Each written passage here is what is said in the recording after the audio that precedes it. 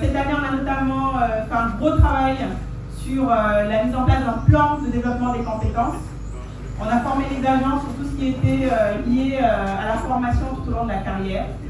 On a travaillé aussi avec vos managers sur la dématérialisation d'un certain nombre de procédures. Donc dématérialisation, ça veut dire quoi? C'est en gros ce qu'on faisait, ce qu'on avait l'habitude de faire par format papier ou de manière électronique, mais pas forcément avec un processus bien déterminé où il y avait de la transparence et de la traçabilité des informations.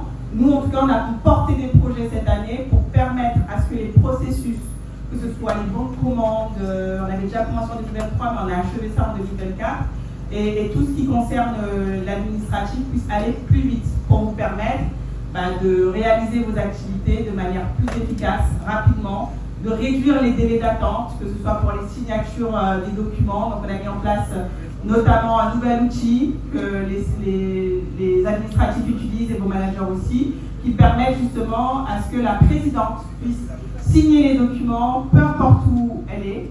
Et ça, c'est pour moi une des avancées les majeures aussi en 2024. En 2024, on a essayé de travailler aussi sur l'accompagnement des différents services, qu'ils soient à la CCOG, au siège, en antenne à Saint-Laurent ou dans les antennes, notamment à Maripasoula, pour mettre en place une nouvelle antenne en relation avec le service technique et la direction générale, et pour que ce soit équipé pour accueillir les nouveaux collaborateurs. Aujourd'hui, on a plus des collaborateurs, on va vous présenter ça tout à l'heure. Mais voilà, je ne vais pas être trop longue parce que je sais qu'on m'a dit de réduire, n'est-ce pas? Mais en tout cas, voilà, en 2024, c'était ça, c'était mettre en place un plan de développement des compétences au regard de notre plan pluriannuel d'investissement, dont on a parlé largement l'année dernière, mais comment on fait, nous, services ressources, pour faire en sorte que les projets sortent. Voilà, c'est pour ça que nous, on travaille avec notre équipe. Comment on fait pour vous aider dans votre quotidien à faire en sorte que vos projets arrivent au bout. Voilà. Donc c'est ça qu'on va continuer aussi en 2025. En 2025, on va continuer la dématérialisation. Un des gros projets en 2025 qui va vous impacter, c'est la mise en place d'un système d'information des ressources humaines.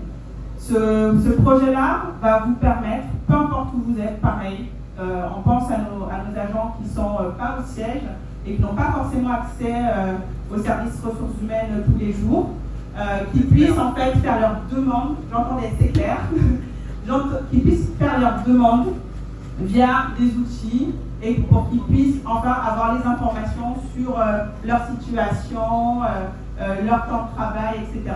Donc ça c'est un gros projet parce que ça va impacter tout le personnel. Donc vous verrez, je viendrai à votre rencontre en 2025 pour vous présenter tout ça et pour faire en sorte que vous puissiez appréhender ces nouveaux outils de la manière la plus efficace possible.